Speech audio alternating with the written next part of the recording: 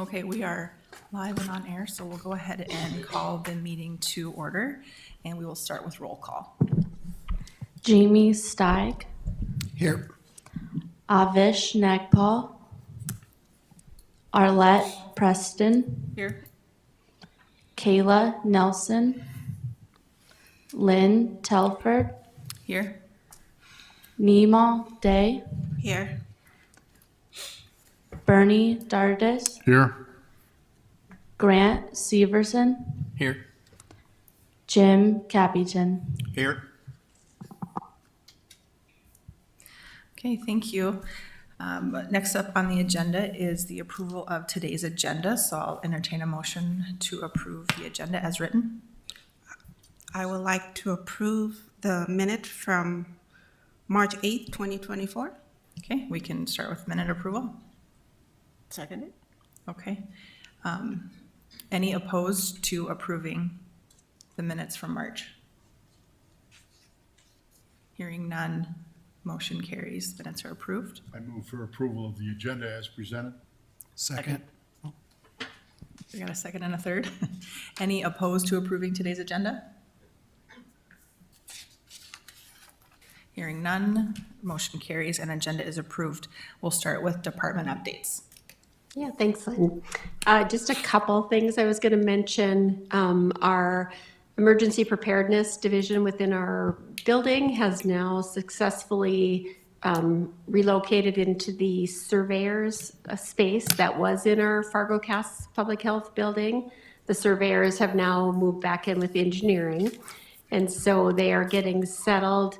The space is great because we have the garage doors on that back part of our building, so all of the pod supplies we are able to have, well, not all of them, some are at the PSB, but we are able to organize them there, which in the event if we would have another pandemic or emergency type response, it will make a lot of efficiencies being able to just load and unload from outside of that space. So that's really, we're really grateful to have that space.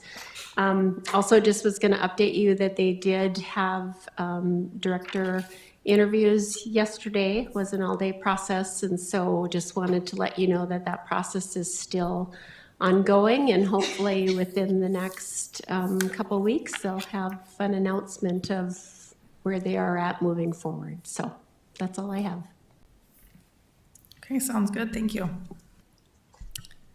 Next on the agenda is program update for a grant program.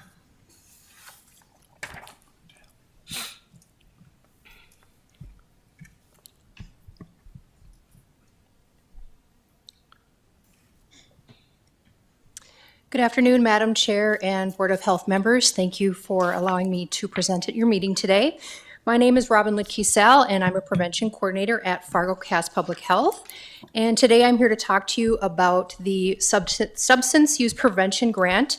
And a guide through my presentation today, I'm going to provide some background information on the grant as well as funding information. I'm going to connect the grant's work with the continuum of care. I will define prevention and share prevention tools for success. I will also detail readiness and capacity building activities that are part of the grant.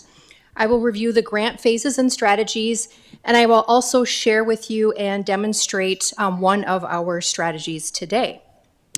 So this grant is a Substance Use Prevention, Treatment, and Recovery Services SUPTRS block grant. This is a grant that originates at the federal government through the Substance Abuse and Mental Health Services Administration. SAMHSA then gives money to the states, and in our state it goes to the North Dakota Health and Human Services Behavioral Health Division. Then the Behavioral Health Division gives money to the local health units and tribes. 20% of all of these SUPTRS block grant funds must be used for community level prevention, and it can only be used for priority areas which include underage drinking, adult binge drinking, or other substances excluding opioids and stimulants. We already have separate grant funding for that under the State Opioid Response Grant. For this grant, we had to select one focus area, and I will get to that in a little bit. For funding, we have a 3-year contract with the Behavioral Health Division. We are eligible for up to $187,500. However, everything that we do is activity-based reimbursement. So we have an à la carte menu, if you will, and each item that we do from that menu, we get reimbursed for. So for example, if I were to watch a prevention webinar, we could be reimbursed $200. If we host a booth at a community event, again, we could receive $200. So it's not a guarantee that we will get this money. It really is all based on the activities that we deliver and what the reimbursement is for those activities. And there you can see the 3 years of the grant that are broken down. And we can only receive up to $62,500 each year, and we do have a monthly cap of $8,000 per month.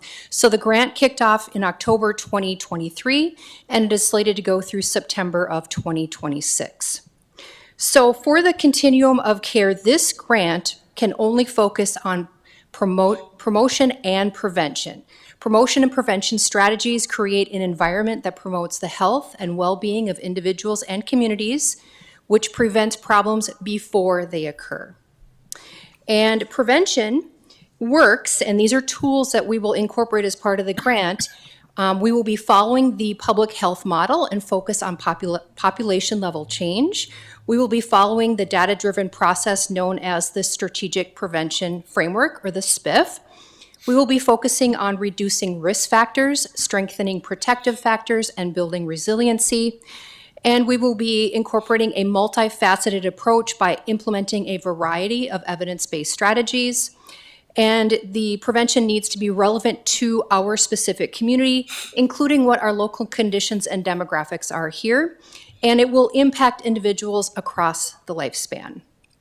As part of this grant, community readiness and building capacity for prevention are big focuses of the grant. So it's more than just implementing activities, it's more than just being activity focused, but it really wants us to increase our community readiness for prevention and build capacity for prevention in our community. So part of that effort, we are going to be collaborating with all of the other public health units in the state. We actually have quarterly program sharing where everyone shares the activities that they're working on and supports each other.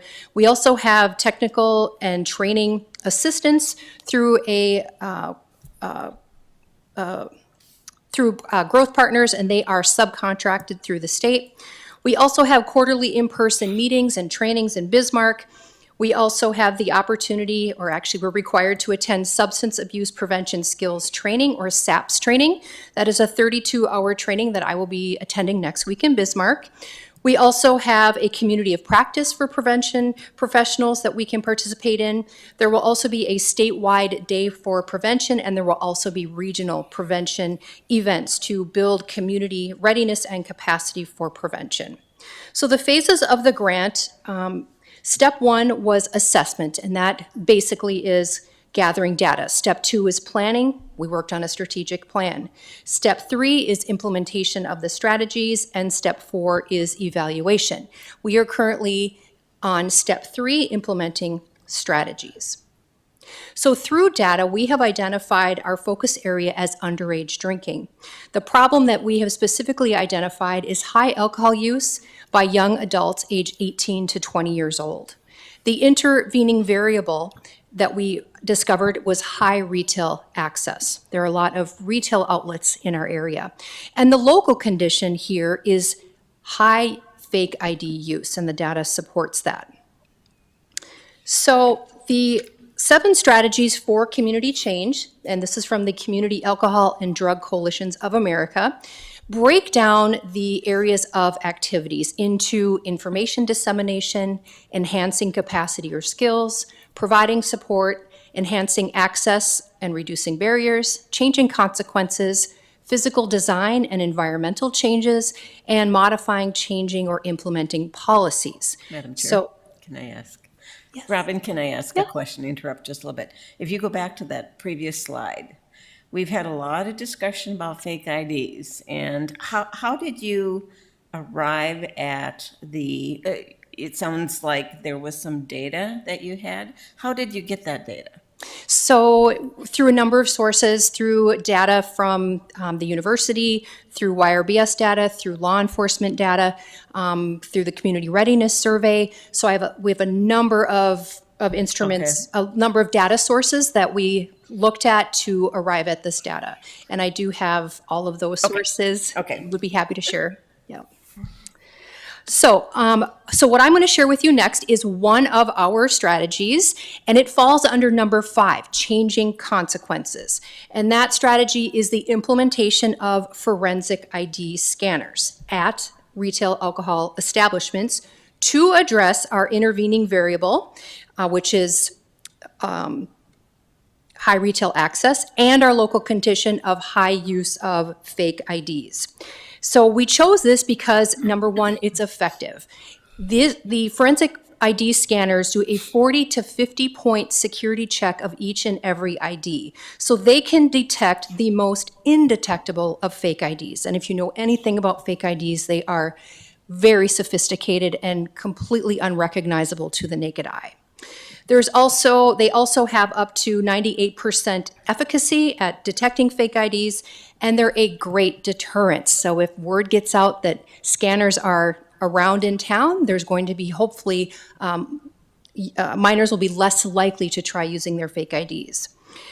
We also chose it because it's a long-standing proven strategy in other communities in our state. Bismarck and Grand Forks have implemented them, and there's also a lot of data that has been collected. All of these scanners that are used collect data, and then that data is reported to the state, and the state has collected it, compiled it, has it available, and the results are amazing. It's also at no cost. Obviously, that's one of the greatest things about this is not going to take away from our total grant award of $187,500. The state was gracious enough to loan us 34 scanners free of charge that we then can load out to retail alcohol establishments. So no cost, and we were able to secure 34 of them. This is what the scanner looks like. It is the Identifake ID scanner from TokenWorks.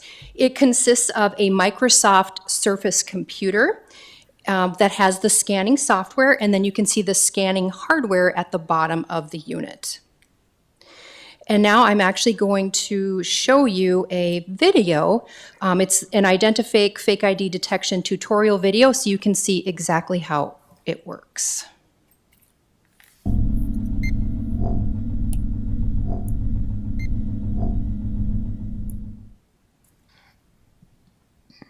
Hello and welcome to the Identifake Fake ID Scanner tutorial. In this video, I'm going to show you how to use Identifake. I'll also demonstrate some other helpful features such as customer tagging and anti-passback. First, let's take a look at the unit itself. The Identifake system is made up of a motorized dual-side driver license and ID card scanner and a Microsoft Surface Pro that can be mounted in portrait or landscape mode.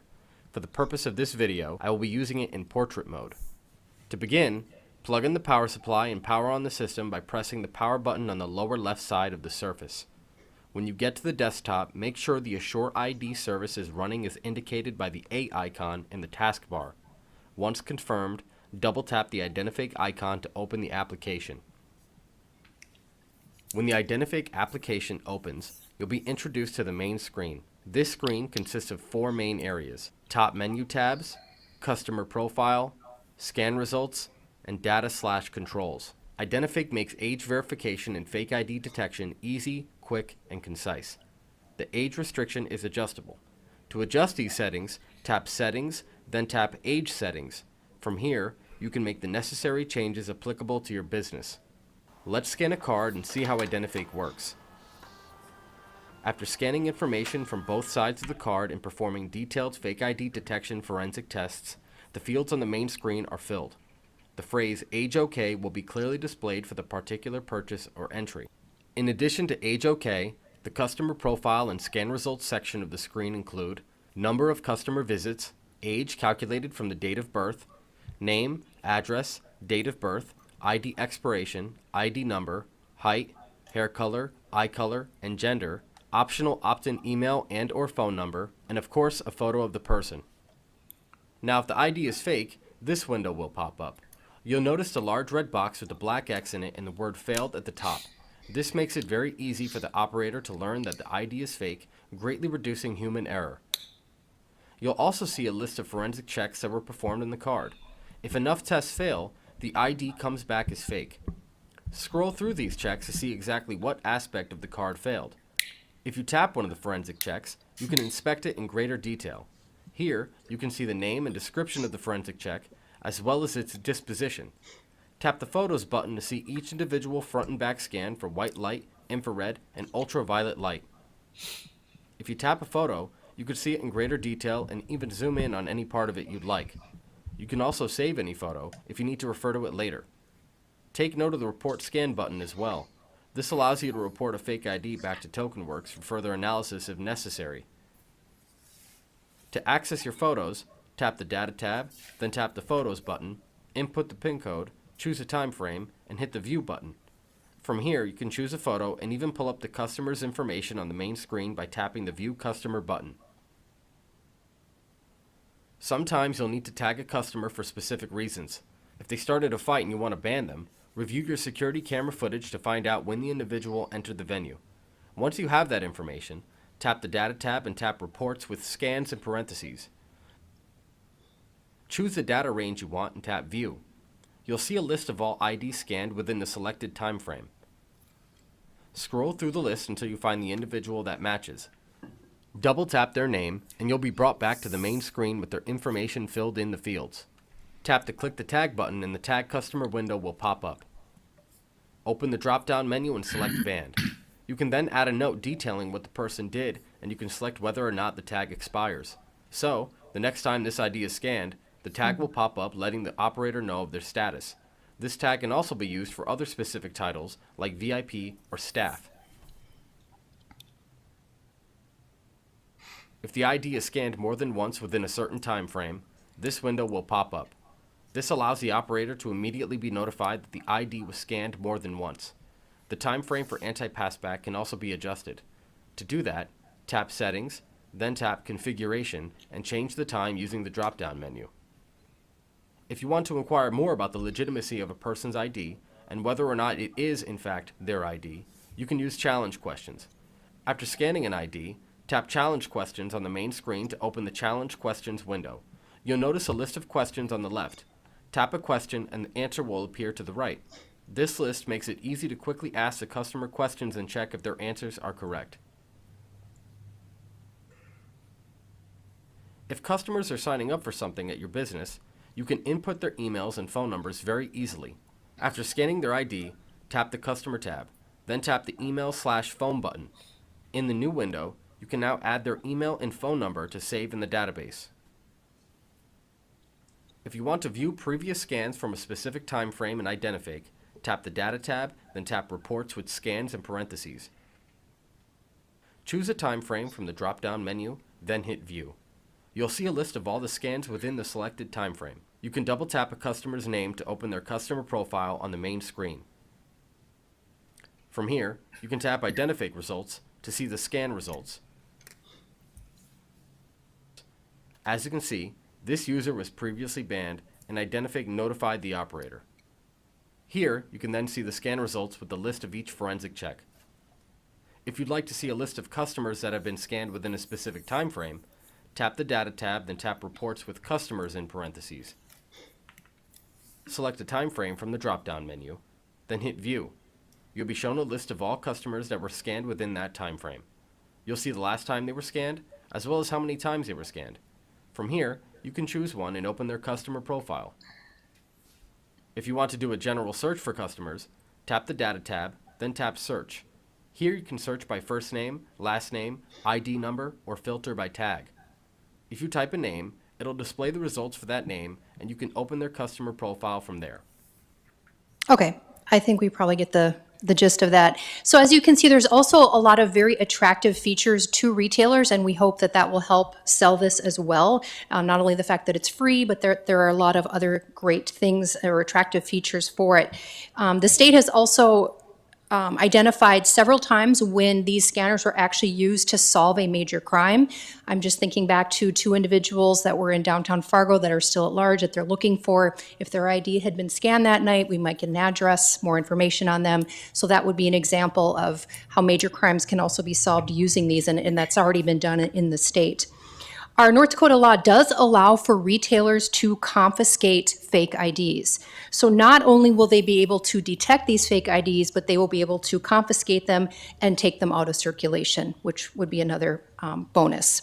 So I would invite you to please join me for an actual in-person demonstration. I did bring an ID scanner with me here today. I have it set up right at that back table there. So if you'd like to see it, I have a couple of fake IDs and I can demonstrate it for you.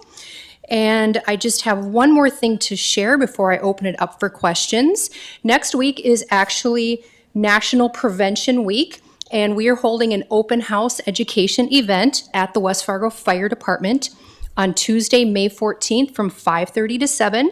Cheryl and Abby from our Health Promotion Division will be on hand to discuss youth vaping and tobacco use, including signs and symptoms, different quitting options for youth and adults.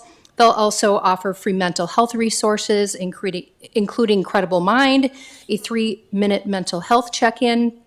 They'll demonstrate Narcan use, and they'll also give tips for child and parent bonding, including communication tips and substance use prevention tips. So I request that you keep that in mind and spread the word if you can. I would also ask that if you're ever able to talk about our scanner program and have interest there, that you please do that as one of our ambassadors. And I will open it up for questions, and thank you for your time. I always have a lot of questions.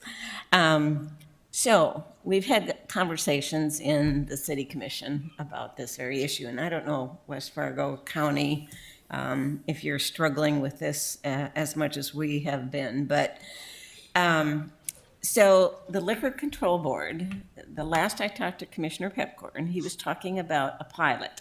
Is that what we're talking about here? It's the one and the same. Indeed. So the 34 scanners, are they available across the county, or where are they being piloted? Yep. So we currently have 3 that have been implemented.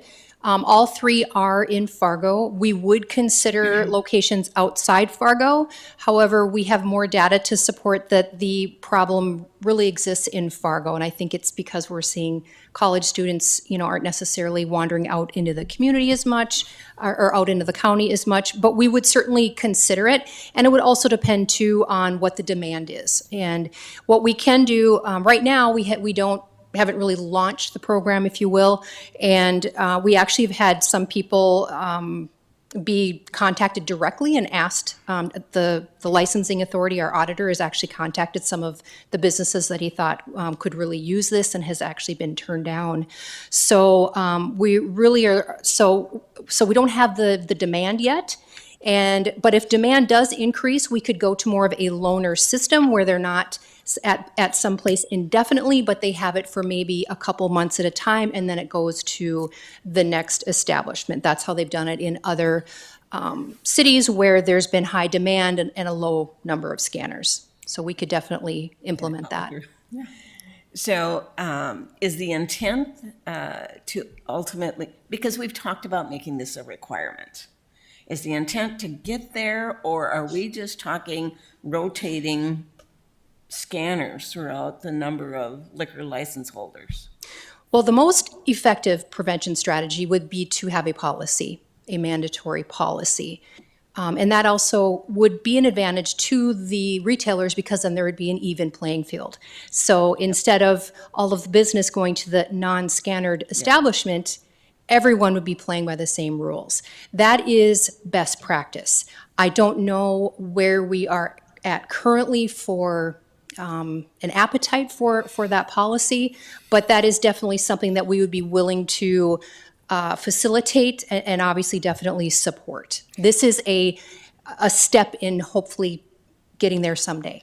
So when you're talking about it wouldn't cost the license holder anything, you're just talking the pilot. Ultimately, if we required it, Right. it would be an expense. do you have any sense of what this would cost? So this exact scanner is $5,300. Okay. Are the other 31 elsewhere in the state? So we have 34 just for Cass County. Okay. We currently have 3 of those placed. Okay. So we have 31 left to place in Cass County. And are they in off-sale places or bars or both? They are in, it's hard to classify. One is definitely a bar. Another one is more of an entertainment style venue. And another one is a brand new business that is a bar, but they also offer some entertainment. I'm hesitant to disclose because I want that deterrent effect. I don't want people to know not to go to those places, if you will. Absolutely. When I heard retail, I wasn't sure if we were limiting it to just places where people could buy off sale or if we were also using it in bars, because I think Yep. the bar scene is going Yep. to be an opportunity where people use fake IDs. Yeah. And one barrier for like a liquor store, for example, is the fact that you would need one of these at each and every register. So if you go to, like a Happy Heroes, for example, and they have multiple checkout lines, you'd need one of these unless you had someone carting at the door, which could be done and would be a good strategy. I know that has been some of the feedback from the liquor stores is we would need to have one at every register. Yeah. So because the grant is activities only, I'm assuming the grant money can't be used to buy scanners because that's equipment, not activities. I believe we could. Okay. I do believe we could. And you mentioned law enforcement. Do they have open access to these or would they need warrants? The information? I'd have to ask the state about that. They, just curious. yeah, I think they would need to have probable cause to get the warrant to get the information. And then, Unless they were owned by the city? They're owned by the state, actually. But, okay, I'm sorry. Yeah, I'm interrupting here. no, it's okay. So if the city purchased them with the grant dollars, then I believe it would be available. public information. Yeah. Might be, And I was just curious how accessible the information is to law enforcement or if they have to go through some hoops. And then my other question was just, has Bismarck and Grand Forks seen an objective decrease in underage drinking as a result of using these scanners? And then how did they measure that? so they would have that data. I don't have it available today. I certainly can, I'd be happy to get it for you. But yes, they've definitely made a difference there. That's, from their reports. I don't have the numbers to, Sure. yep. So I have a question for you.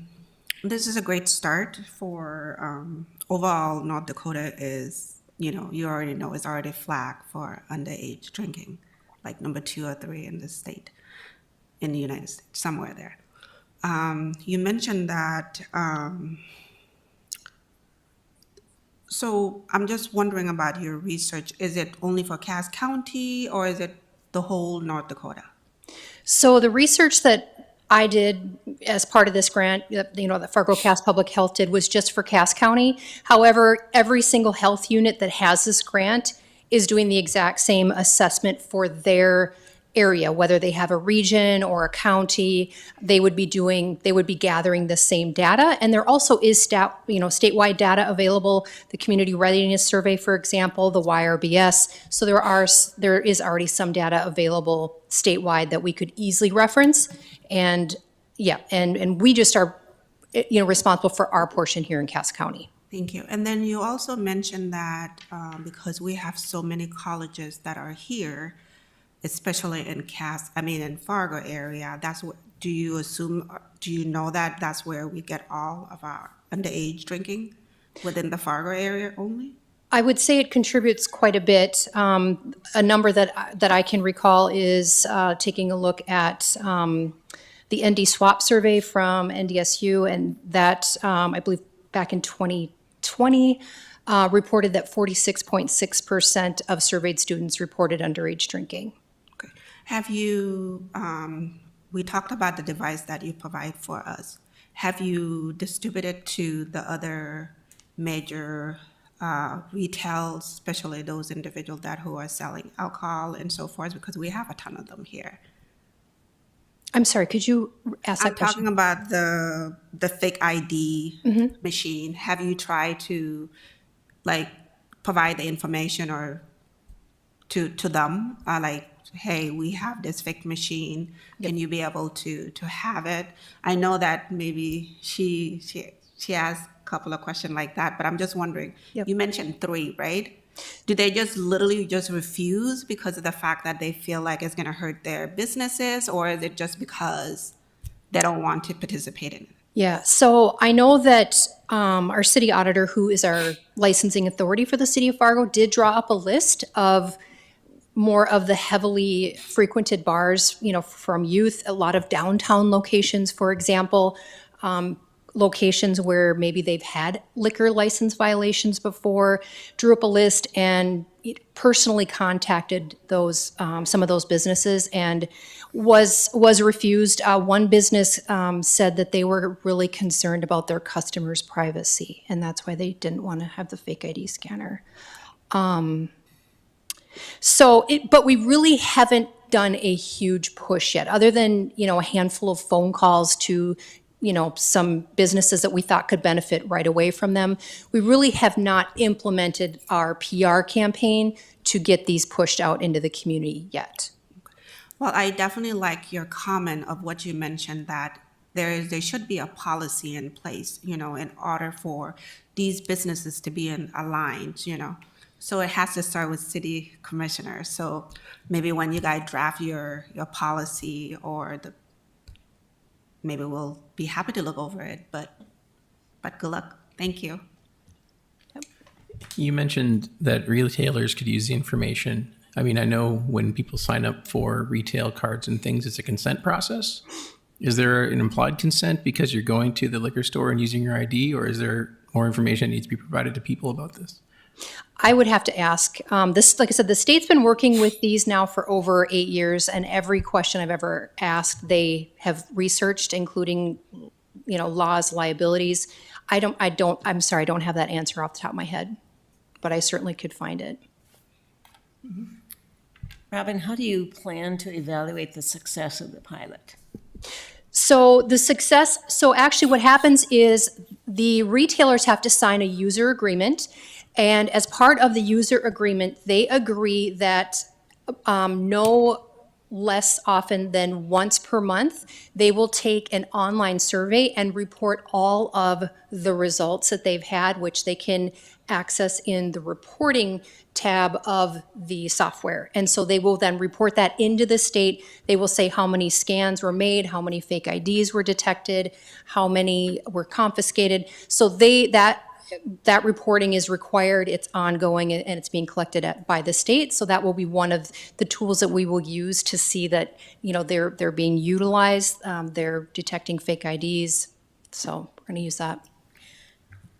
If I can follow up. Yes. So it makes sense to me that if they're self-selecting, these businesses are not going to be the major problems. So it's going to be, it seems to me, difficult to truly evaluate this pilot.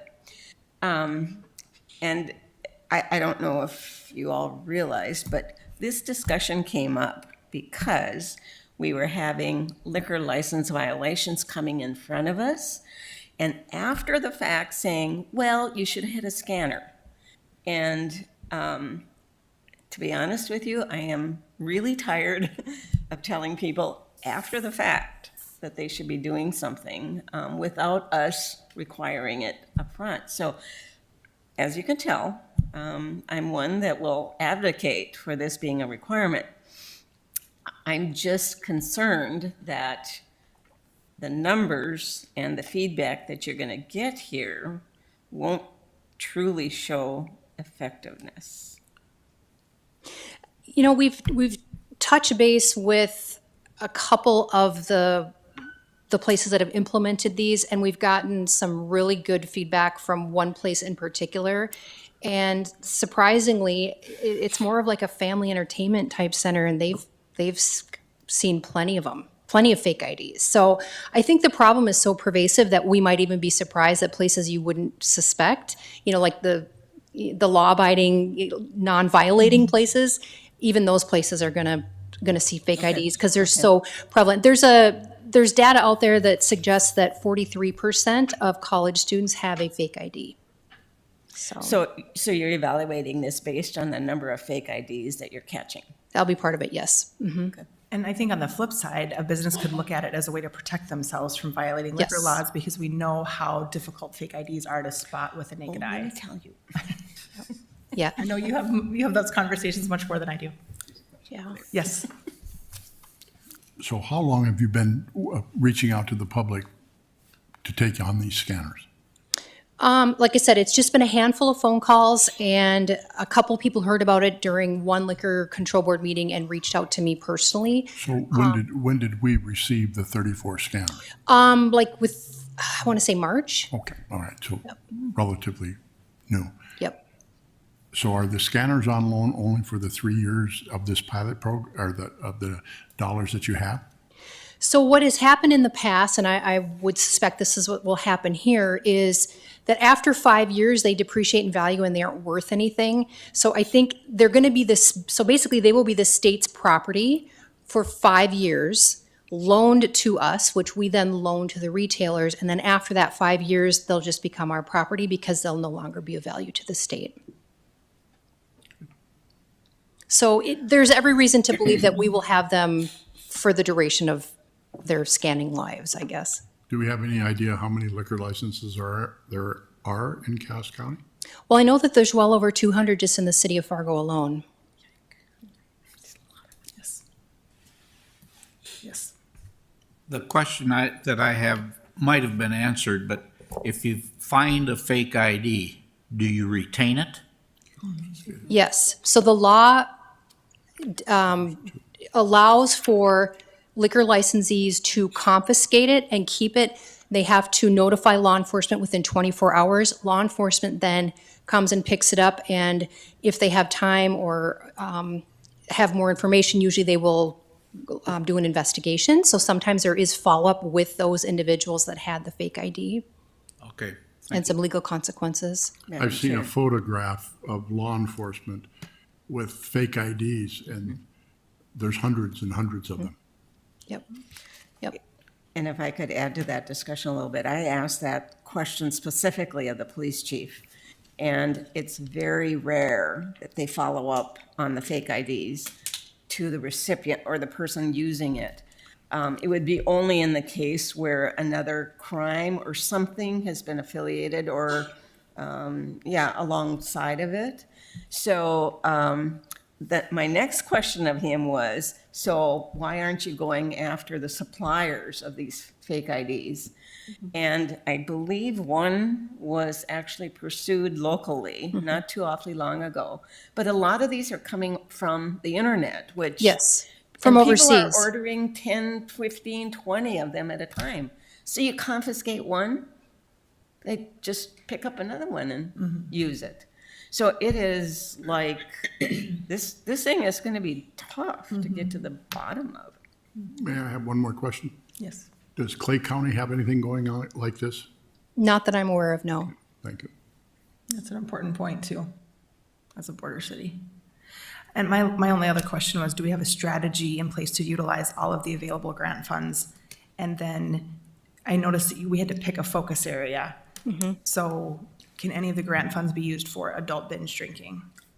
They're not, I think if we twist the arm state a little bit, we could maybe pepper in a little bit of that. I don't think that, I think we could do a little bit of that. But the data really supported, that underage drinking is a problem. And also, it's more addressable. It's something that the community is more receptive, is more ready to address than adult binge drinking. I can appreciate that. Well, this was a great conversation. Any further questions from the board? Well, make no mistake that if one or two entities are using these with the social media platforms and the like, the college students are going to know instantaneously where they're being utilized and where they're not. If you can't blanket the 200 plus in Fargo alone, and of course the other surrounding communities, the social media platforms will tell the story instantly. Is there a way to incentivize the businesses that are stepping up and willing to take these? So there is, one of the things that we've explored is, for example, let's say they failed an alcohol compliance check. We'd have to change ordinance, but if they decided to take on a scanner for a year in lieu of their fine for failing that compliance check, that would be considered an incentive. And I think they would, could be incentivized to do that. But again, that would require policy change.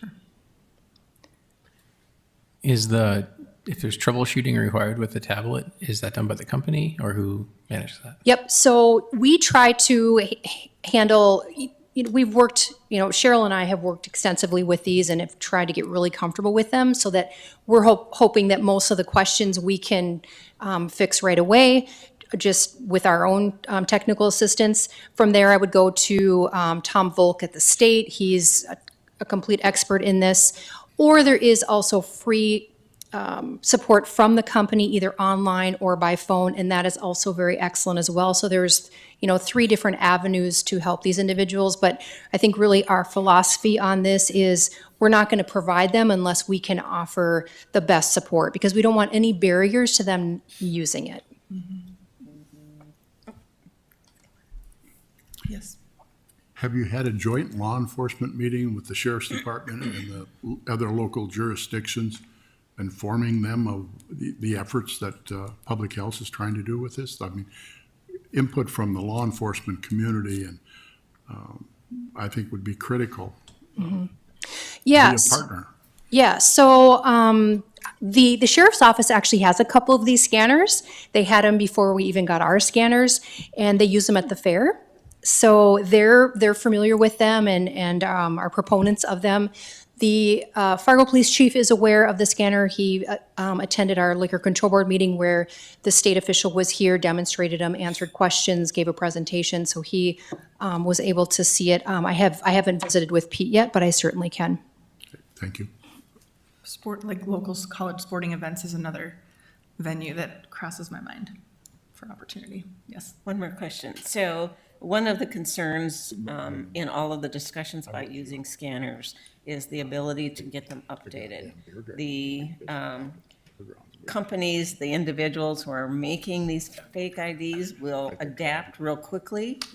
Do they have regular updates that they provide? Yes, so as long as you are connected to the internet, so I connected here, when I turned it on, and right away there's 3 different types of updates that were offered. So yes, they are constantly updating and providing it, right at the tablet there, so that can all be updated. And we also have the ability to report if we are, like for instance, when North Dakota introduced a new format for their driver's license. Initially, that was coming up as fake. So we reported that to the company, and they right away, programmed their software to recognize it. So they're really good with taking any report, and you can actually report right from the tablet if you suspect that, hey, this came up fake, but I don't think it is, or this didn't come up fake, but I think it is. That scan will go directly to them to take a look at and to make adjustments if needed to the software. Sounds good. Thank you for the information. This is a really good start to a problem we know exists, but better to start here than not start at all, so. Thank you for your time. Thank you. Okay, next up on our agenda, I welcome Christina Cook, who will be doing a presentation on colorectal cancer prevention strategies.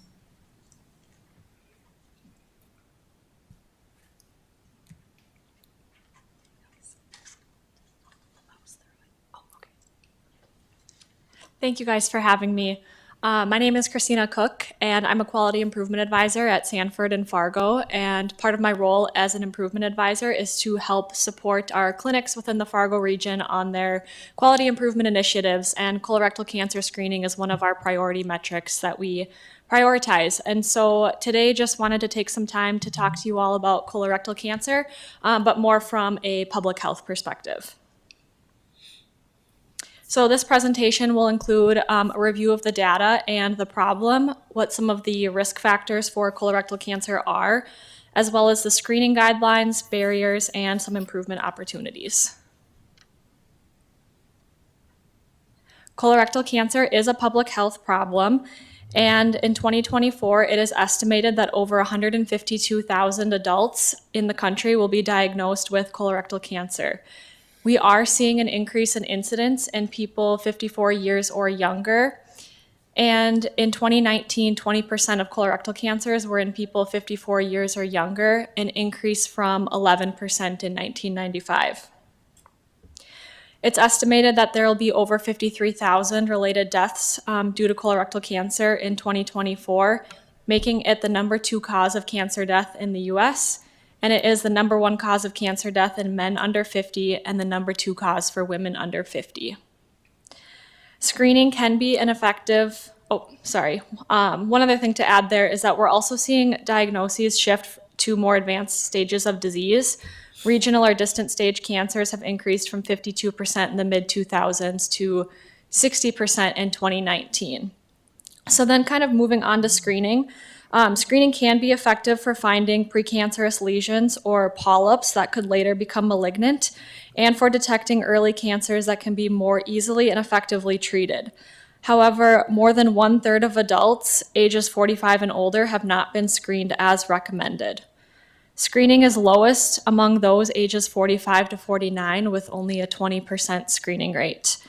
Part of that is due to the guidelines recently being changed. So previously it was recommended that 50 to 75-year-olds get screened for colorectal cancer.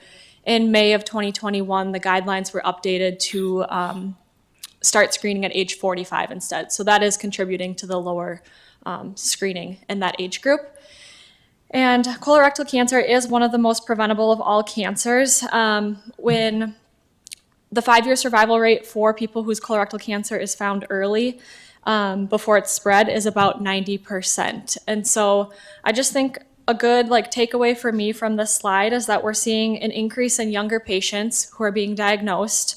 The screening rate is also the lowest in that youngest age group. And we're also seeing those later stage diagnoses increase when outcomes are worse for patients. And then just taking a closer look at how colorectal cancer impacts North Dakota. So in 2024, we're estimating about 370 cases in the state. The incidence rate is 37.6 per 100,000, which is higher than the national average. We also see a higher incidence in men than in women, and that is true for the state as well as in the United States. And the higher incidence in men likely reflects a difference in risk factor prevalence, such as excess body weight, and maybe some processed meat consumption. I have some other risk factors that we'll talk about in a couple of slides too. Estimating about 110 deaths in 2024 due to colorectal cancer. The mortality rate is 12.6 per 100,000 in the state, which is slightly lower than the national average. And our screening rate in the state of North Dakota is about 63% for adults ages 45 to 75. So just doing a little bit of math, assuming 37% of individuals in the state haven't been screened, and looking at the population of 45 to 74-year-olds in North Dakota as well as in Cass County, potentially, up to 90,000 patients who are unscreened in North Dakota and 19,000 unscreened in Cass County alone.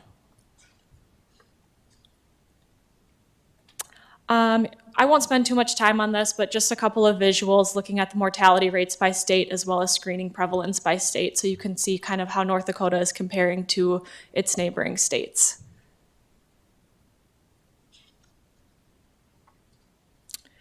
Moving on to risk factors, the strongest risk factor is a family history of the disease.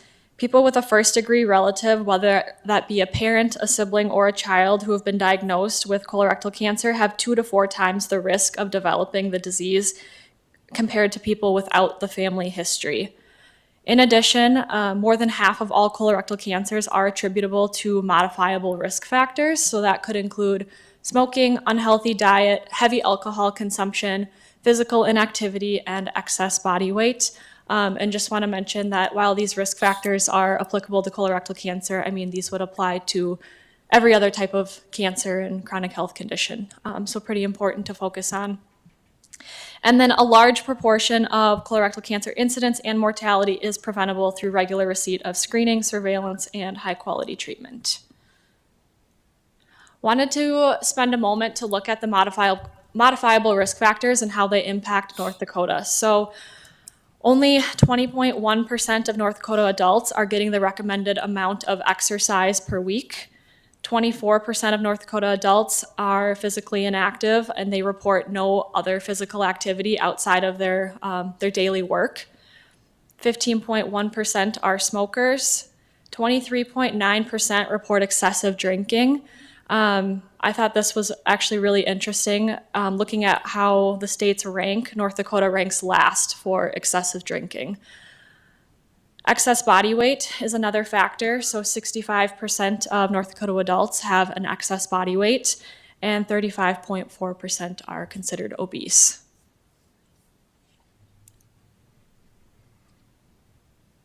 As mentioned earlier, screening is important to find precancerous polyps so that they can be removed before they turn into cancer, and to be able to find colorectal cancer early when treatment works the best. So screening is recommended for adults ages 45 to 75, and the United States Preventative Services Task Force makes these recommendations, and they're a volunteer panel of experts in disease prevention and evidence-based medicine. The task force recommends these clinical preventative services. A and B grade recommendations are services that the task force highly recommends implementing for preventative care, as they have a high or moderate net benefit. And most private insurance plans are required to cover preventative services that receive a grade A or B recommendation from the task force without copay. Moving on to talking just a little bit more about colorectal cancer screening options. Colonoscopy is the most common screening test used in the US. However, according to some 2022 statistics from the American Cancer Society, 38% of patients who are offered a colonoscopy will complete it. However, when patients are offered a choice, completed screening jumps up to 69%. So just really important to include people in the decision making and giving them options for screening and allowing them to make that decision with their healthcare provider. So that can help, change a person's mind and even save their life if they're involved in the decision making for screening. So just kind of walking through what the screening options are. FIT test is a stool-based screening option. People can complete this at home. They mail the test back in. If the results are normal, they should be completed on an annual basis. There's no special preparation that's required to complete this test. Cologuard is another stool-based screening option. This is also completed at home. You mail your test in. No special prep is required. If your result is normal, Cologuard should be completed every 3 years. For both FIT and Cologuard, if you get a positive result, you would be advised to go on and complete a follow-up colonoscopy for further evaluation. And then last but not least is the screening colonoscopy. So this is where the camera is used to examine both the colon and the rectum. Preparation is required for a screening colonoscopy. If the results are normal, screening colonoscopies should be completed every 10 years, however, more frequently depended on findings. Quite a few different barriers for colorectal cancer prevention as well as screening. So I think number one is maybe some lack of awareness. People might not be aware of the importance of screening or how their lifestyle factors impact their overall health outcomes. Access to care, especially in rural areas, can also pose a barrier. I think another thing too, when we are thinking about access, is that there's only so many screening colonoscopies that can be completed, and we're thinking about how many people in Cass County alone who potentially need screening. We're going to have to leverage some of our other stool-based screening options and not relying on colonoscopies alone if we want to get everyone screened. Perceived cost is another one. I think there's a perception that the cost of screening can be a lot. However, going back, since the USPSTF does recommend the screening for 45 to 75-year-olds, insurance does cover that screening in most cases, and In the cases where people don't have insurance, North Dakota does have a grant for age and income eligible people to get screened. So I think there's a couple options there. Fear and anxiety can be another potential barrier, especially I think for colonoscopy, like maybe some fear of discomfort or embarrassment with the procedure. Maybe some anxiety about potential cancer diagnosis is another barrier. I think cultural and language barriers is another interesting one. I have a colleague who is originally from Jordan, and she has family who lives in Jordan and occasionally comes to the United States. Anyways, my colleague's mom came here, went to primary care, had a visit, and left that visit needing a few different screenings. A mammogram was one of them, and when she left that visit, she was really worried about why she needed a mammogram. She thought something was wrong with her. So I think just being mindful that not everyone is maybe understanding of why we complete screening, because I think the lesson from my colleague was that in Jordan, people go to the doctor when they're sick, not necessarily for preventative screenings, and so she didn't understand, and she was pretty worried when she left. I think stigma is another one. Colorectal cancer being part of the digestive system, bowel movements, again, maybe some embarrassment there. Lack of provider recommendations. So studies show that a recommendation from a healthcare provider significantly increases the likelihood of colorectal cancer screening. And if it's not routinely recommended to patients, there might be some missed opportunities there for early detection. And then last but not least, for a barrier, perceived risk. I think some people might perceive themselves to be at low risk, especially if they don't have a family history or symptoms, which can lead to some complacency and lack of motivation to undergo screening.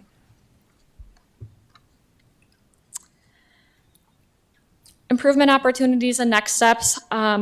There is a North Dakota Colorectal Cancer Roundtable annual meeting in June at the state capitol in Bismarck. So this coalition is co-led by the American Cancer Society and the North Dakota Department of Health and Human Services. It's a coalition of organizations who are dedicated to reducing the incidence of and mortality of colorectal cancer. This will be a good opportunity to come together with different people in the state and discuss what's going well, where we have opportunities, and how we can maybe work together to make improvement. Also, just thinking about maybe like a community awareness campaign could be another option, a campaign that addresses both screening as well as lifestyle. And then looking at potential partnership opportunities within the community. I think there's an opportunity to look at aggregated screening data within the county to identify where we have some screening needs to develop more targeted solutions. So appreciate you all having me here today. That is what I have to share. I would welcome any questions that you guys have, or if there's additional conversation. You mentioned access in rural communities. Access in our community is pretty extended as well to get an appointment. I personally took 9 months before I got mine this year. Can you address that at all as to, you know, you talk about 19,000 Cass County residents that aren't being screened, but at the same time, it's very difficult to get in. I think at the provider level, it's providers that can perform colonoscopies. So, you know, working with our local organizations, Sanford is working on some fellowship for gastroenterology because it's similar to mental health, right? We don't have the mental health providers. If we don't have the providers that can perform colonoscopies, that's a challenge. I think also with that decision making, you know, you learned in some of your research that there are providers who still believe the colonoscopy is the gold standard and they don't recommend the stool-based tests. So how do we influence providers to making sure that we're giving people the less invasive options that are scientifically proven? But you're right. I mean, I think at one point we were 18 months out for screening colonoscopies, and not just Sanford, but in the community. So it is definitely a challenge. Would you agree with that? Yeah, absolutely. One thing I think one important takeaway that I have here is to normalize talking about colorectal cancer. I have a friend and a neighbor who is my age, mid-40s, and he's probably been cancer-free for 4 years, but around the age of 40 was diagnosed with rectal cancer. And he talked about how you know, that's not a fun thing to talk to people about, but he's also made it his mission to make sure that he does talk about it with people because he went through that. So I think normalizing talking about colorectal cancer is really important. One other thing I'll mention, when we look at maybe a community awareness campaign, the state of North Dakota through the Colorectal Cancer Coalition has a thing called the Rollin' Colon. I wish we should have put a picture about that on there. It is literally a giant colon that people can walk through, and I know we laugh about it, but I think about having that at like the mall, and people can walk through and visualize what polyps look like, and it's just that conversation starter. It's very large. We tried to set it up in Sanford and we didn't have the space. But, you know, events like Big Iron, where we have a lot of the population that would maybe fit into that category of having some modifiable risk factors available. I walked through that. It was fun. When I used to work with Essentia Health, it was very interesting. I did So hear, many things to identify. I did hear some feedback from another region who did have the opportunity to set up the Rollin' Colon, and they had people walk through who asked, or did, like they were surprised that they had a colon. They had no idea that that was even, you know, part of their health. So. Was there anything for the board members, anything surprising to you for the information that she shared? No, I think just highlighting the importance of the stool screening option is there's not a lot of, like when we look at community awareness campaign opportunities, I think there's a great opportunity around that. And it was one of the reasons I asked about the grant opportunity with adult binge drinking, knowing that she would be talking about this, and we rank 50 in the country for excessive drinking. So, you know, the excessive drinking ties into this cancer, other types of cancer, other chronic conditions. And so how do we pool those resources and, you know, kill more birds with one stone? So. I mean, the other thought I had too, looking at you highlighted, I think the 45 to 50, there's a significant gap right now. Well, that's a more recent change down to 45, right? So that's another opportunity to increase awareness, and that people might have 50 stuck in their head more than Agree. that 45 to 50. Right. Another message to spread in the networks that we all have. It's also an age range. It doesn't go to the doctor as much. So that's another thing too. Right. Those mid-40s that think they're indestructible, like me. Well, Christina, I really appreciate you coming. I think this information is really, really helpful. Thank you. Okay, next up on our agenda is the budget for 2025.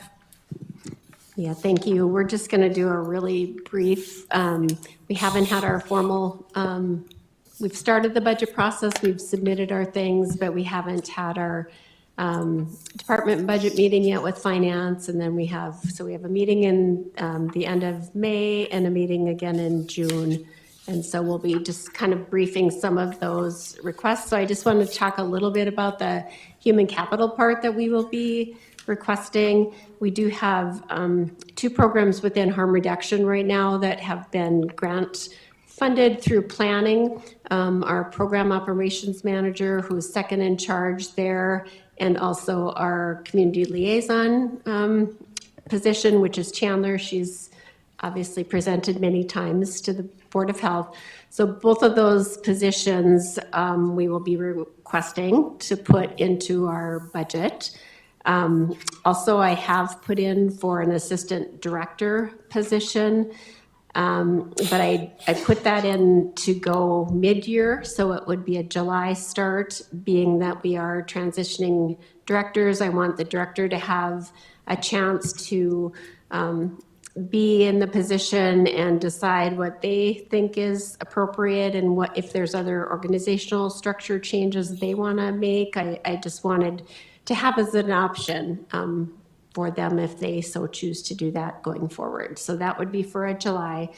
You know, the other thing we always kind of struggle with our budget is that temp variable, where we have a lot of our harm reduction staff. So we are going to be requesting again.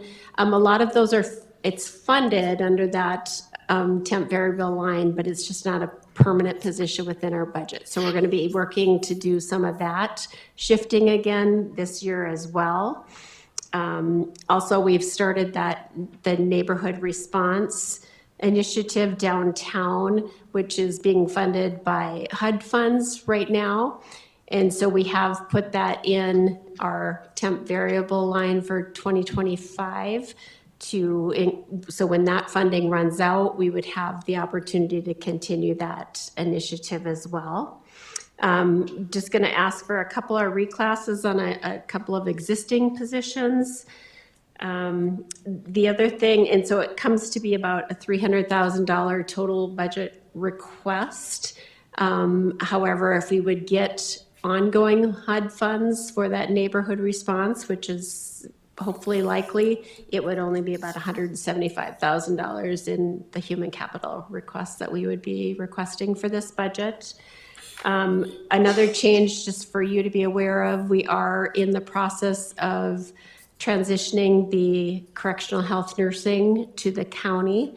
And so that will be 8 positions, nursing positions that are currently within our department that would be going to the county. So it looks like, obviously we get revenue from that too. It's fully funded, but it will also decrease our staff positions as well. And then just one other thing, local public health across the state is asking that within the health department budget at the state, that our state aid be increased again this year. It was increased in '23, but we're at 8 million now. We're hoping it will be increased to 10 million. I don't know the likelihood of that. State aid budget accounts for about 6% of our budget, so it's very small. But it's really useful funding to us because it's flexible. It can kind of fill in gaps. There aren't a lot of stipulations to it. So we're really hoping that we can push that through the health department budget and then have that go through legislatively. So, and then I'll turn it over to Melissa with the numbers part. Hello, everyone. So we'll make this kind of quick. The good news is we don't think we have any major program changes for 2025. And I say that's good because it's usually based on emergencies. So status quo is okay. The biggest changes I highlighted, these are grant funding increases we're getting, and we've already gotten them for this year because the grants start either July, March, or April and October, so it just depends when they start. We assume that will happen next year and going into 2026, so we increase the budgets for those.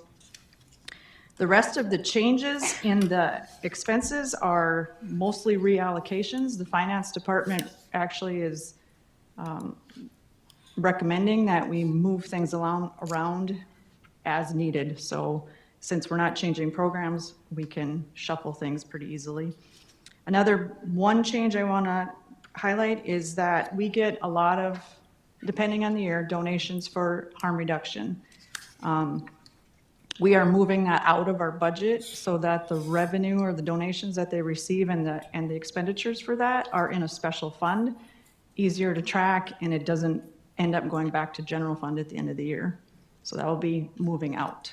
So that's gonna that's already started actually, going forward. So our bottom line didn't increase that much, 158,000, and the grants that we actually got were 214,000. So that's that page. Does anybody have any questions on that?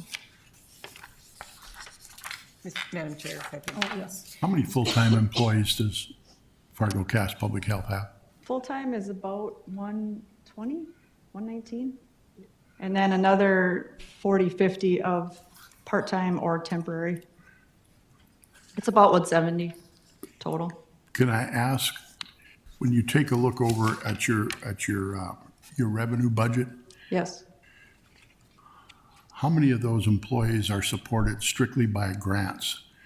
How vulnerable are, if you have 119 full-time employees and 40 part-time employees, do the grants actually cover the wages of that individual? Do you have that breakdown? Well, the grants cover about 20% of our budget. 20% of So, and most of the grants cover staff, not all of them. Some of them, like Robin was talking today, it's based on activity. So it doesn't actually pay for necessarily the staff person. So it depends. I don't have the actual breakdown, but the grants cover 20% of our Okay. budget. The reason I asked the question is I read a recent article with regard to the 25-26 biennium, and the governor is recommending a 3 to 5% reduction. And I was just wondering how vulnerable you are on some of your staff members that rely on state grants, coming forward. It would depend on the grant and if that program went away. Okay, thank you. Yeah. Any other questions on this side of it? Commissioner Preston? So, Melissa, I don't know whether I should be asking on this side or the other side, but with the decrease in the revenue for the correctional health, I'm assuming it's not showing on the expense side yet because the staffing budget really is not determined by you? Right, exactly. Their operating is out. We took that expenses out. Okay. They don't have a huge operating budget, but took that out, so those numbers are gone. Okay. And then in our capital request to the city, those numbers have been removed. So if you can just point out, the projected 2025 for the staffing is really just a reflection of 2024, and that will change as time goes on. Right, our salary or our salary and benefits budget will decrease by Right. those 8 staff. It's like 500,000, I think. So, Okay. anyway, if we want to go to the next page, this just shows you all the divisional budgets and where changes were made. These numbers don't show you the actual change in the line items, but that there is a change in those line items. So that's just a different way to look at the budget, but it's by division. And again, I highlighted in yellow, you can see where the grants come in. So again, not the actual number, just the change. And then on the revenue side, the next page is, again, I highlighted the 3 grants and their increases. The correctional health is a decrease of 700,000+ to the actual budget. And then again, we moved items around, or if some of our grants went down, some went up modestly, not a lot of changes there. And then the other area would be we've adjusted self-pay in insurance and Medicaid down to our 23 levels, as some of those numbers are still, I would say, down from COVID. So, any questions on any of it, all of it?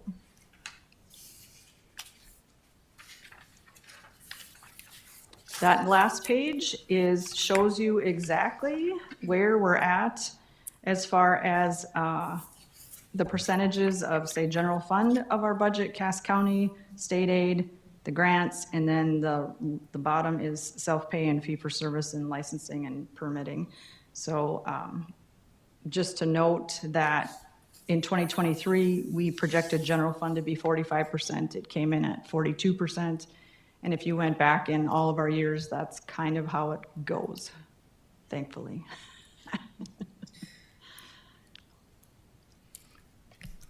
Any other questions on the budget? Okay, thanks, Melissa. Thank you. Okay, next up is health officer update with Dr. Newman.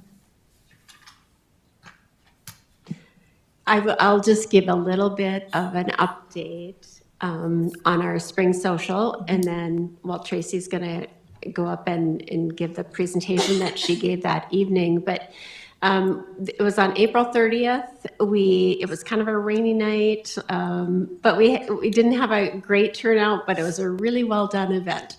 So we had we had some funding through NDPHA that we got to utilize.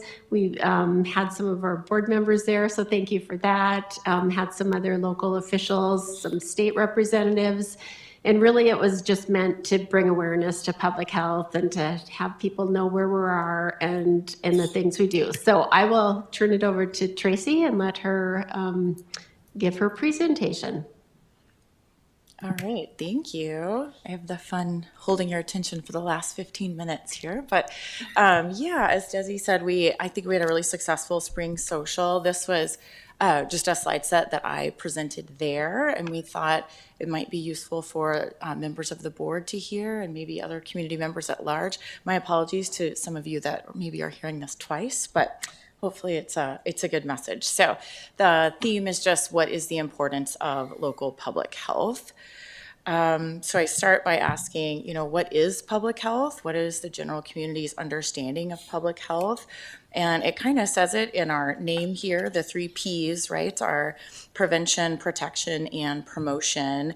And these are really the core functions of public health. A lot of what we do involves preventing injuries and illness and even death, protecting vulnerable groups, and promoting lifestyles and actions and laws that can improve health and safety, much of what you've heard about here so far today, and much of what was highlighted actually at our health fair. We had all of our different entities with booths highlighting some of the work that we do. But really, public health is a collaborative effort involving governments, policymakers, organizations, boards just like yourself, healthcare providers, and really community citizens, just all working together to help keep our community healthy. So here's a good way to kind of describe the essence of public health. In the medical field, clinicians treat diseases and injuries one patient at a time. In public health, people like researchers and practitioners and educators, we work to prevent diseases and injuries at the community and population level. So we work more to identify causes of disease and disability, and then we work to implement large-scale solutions. So for example, instead of prescribing a medication for an individual patient's high blood pressure, in public health, we would study the links among things like obesity and diabetes and heart disease that contribute to high blood pressure. And then we would use data to influence policy aimed at influencing or reducing those conditions. So just sort of a different angle. Some of you are probably familiar with this. This is sort of a famous parable talked about in public health. I first heard it when I was obtaining my MPH at the University of Minnesota. There's different versions, but the idea is upstream and downstream approach to health of people. The version I was told is people are in a small scale community here. There's a river running through the middle of their community. One day they notice bodies are floating down the river. Community members jump in the river, retrieve the bodies, resuscitate them, save them. They're deemed as heroes and move on. The next day, more bodies come down the river. They repeat the same thing. They continue to jump in, save the bodies, save their community members. Finally, one person on the bank turns around and starts to walk a mile upstream to everyone's dismay, who says, "Where are you going? How can you leave? We need your help." To which this person says, "I'm going upstream to figure out why the bodies are coming. Where are they coming from? Why are they entering the river in the first place?" So sort of that idea that downstream in healthcare would be sort of chronic disease management, things we do in emergency rooms and hospitals and pharmacology and surgery, whereas upstream is addressing things like social determinants of health, conditions in which we are born and grow and live and work and the air we breathe and all those things. So upstream is public health. So what does local public health, well, now that you know what it is, why does it matter? Why does local public health matter to us? And it's important because it brings a sense of wellness to communities, especially those that might otherwise lack proper access to care. As we've kind of said, public health focuses on improving and protecting entire community health and well-being with a real emphasis on prevention, especially at the population level. Public health educators help promote healthy behaviors, and we work to prevent diseases, which really in turn reduces societal and healthcare costs. And all of this leads ultimately to us having healthier, longer, and better lives. And local public health plays a vital role in our communities. I listed maybe a few reasons why. There's probably many more. Many we tried to have on display at our health fair. But disease prevention and control is a major tenet of public health. So our efforts focus on prevention of spread of diseases, right? We are involved with monitoring outbreaks. We promote vaccinations. We educate and implement hygiene practices. So local public health departments do all of these type of things to help keep communities safe. Health education and promotion. So again, our public health educators work to raise awareness about healthy behaviors. We just heard about colorectal cancer screening. They provide information on things like nutrition, exercise, disease prevention, and really work to empower individuals to make better informed choices. Emergency preparedness, so local public health departments play a real critical role during emergencies. You might see this during natural disasters such as floods in our areas or disease outbreaks, which we all just experienced with COVID. But we really help coordinate responses, we provide medical care, and we ensure resources are available to everyone that needs them. Environmental health, so public health professionals, we monitor air and water quality. A big part of what we do is we look at food safety and things like sanitation. So these efforts all protect us from environmental hazards, and they promote, overall well-being. Access to care is a big one. Public health programs improve access to healthcare needs, especially for vulnerable populations. They address things like disparities, and we really work to ensure that everyone has the opportunity to lead a healthy life. And then community well-being. So we know when communities are healthy, that they thrive. Public health initiatives contribute, as we said, to things like economic stability, social cohesion, and overall quality of life. This is a great quote from a new PBS documentary. If you guys are familiar, it's called The Invisible Shield. If you have an interest in this, in public health, I would highly advise watching this. It's a 4-part docuseries, but kind of the theme of it was public health saved your life today, and you didn't even know it. And I think this really highlights the idea that much of what we do in public health happens in the background of society, right? You may not spend every day thinking about community planning or the specifics of, municipal water treatment and all the innovations that we do behind the scenes. And that's what makes public health sort of this underdog in the world of famous interventions and famous medical breakthroughs and things like that. When things are good, you don't have to think about it very much. Okay, so how can I support local public health? Supporting local public health is crucial, really, for the well-being of our entire community. So here are some ways I thought that you could maybe do that. Number one is stay informed, which you do by serving on this board, so thank you.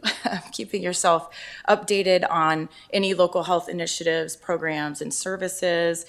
You can do things like attend community meetings or workshops that we have. You can be an advocate for public health policies and funding. You can work to encourage local leaders, maybe even state leaders, to prioritize health-related issues and to allocate resources appropriately. You can volunteer in the community. There are a variety of ways to do that specific to public health. You could do things like assist with health screenings, be a part of educational campaigns, and attend our community events. Promoting preventative measures, so you can encourage healthy behaviors within your community, maybe spread awareness about things like vaccinations, proper hygiene, and disease prevention. You can participate in health programs, so that would look like attending health fairs, workshops. Our spring fair we just had, encourage screenings that are organized by local health departments and things like that. Another way that people often don't think about is supporting the local health clinics, your local public health clinics. So when you utilize local public health clinics for your own healthcare needs, by doing so, you're contributing to their sustainability and their availability to others who might need them. And then collaborating with community organizations, so looking at partnering with our healthcare systems, which I think we do quite well, local nonprofits, any other businesses in the community that are anyone who's working to address health disparities and overall promote wellness. So just remember that even your small actions can make an impact when it comes to public health. Local public health is a collective effort that benefits all of us. So let's appreciate and support the dedicated professionals working behind the scenes to keep us all healthy. I'm happy to take any questions or have any discussion about that. What was the name of the docuseries? The Invisible Shield. It's on PBS, and I think it streams for free on their website. Thank you. Yeah. Any questions for Dr. Newman? I just want to share, good job with the spring social. Sounds like you may be a little disappointed with your attendance, but it was a good event. As someone who considers himself informed on public health, I learn something new every time I go to those socials. So thank you. Thank you for the comment.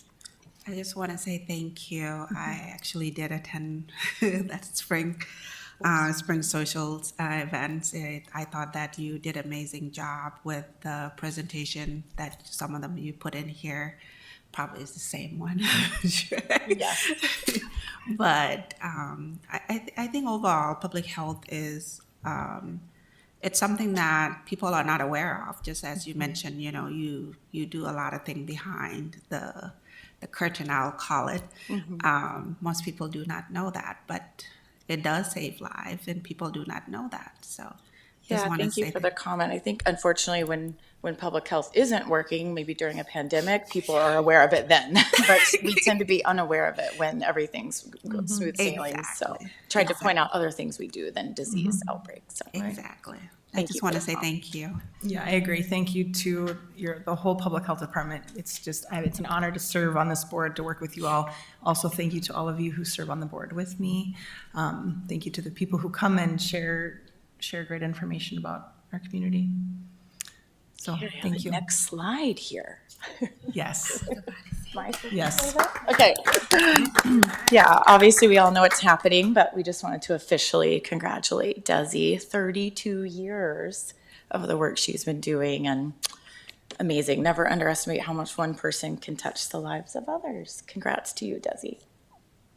yes, agreed. This is her last meeting, and it has been, again, an honor really to serve alongside of you the last 8 years for me, serving on this board, and we wish you the best, but we will miss you. And happy sailing, Yes. or whatever you choose. Nurses aren't great at slowing down, but try to find something that's fun. Okay, we don't have anyone signed up for public comment, correct? Okay, so let the record show that there were no public comments. Any other items that the board wishes to discuss? There being no further agenda items or items to discuss, we will adjourn the meeting at 1:26, and our next meeting will be on September 20th. So wishing you all a wonderful summer.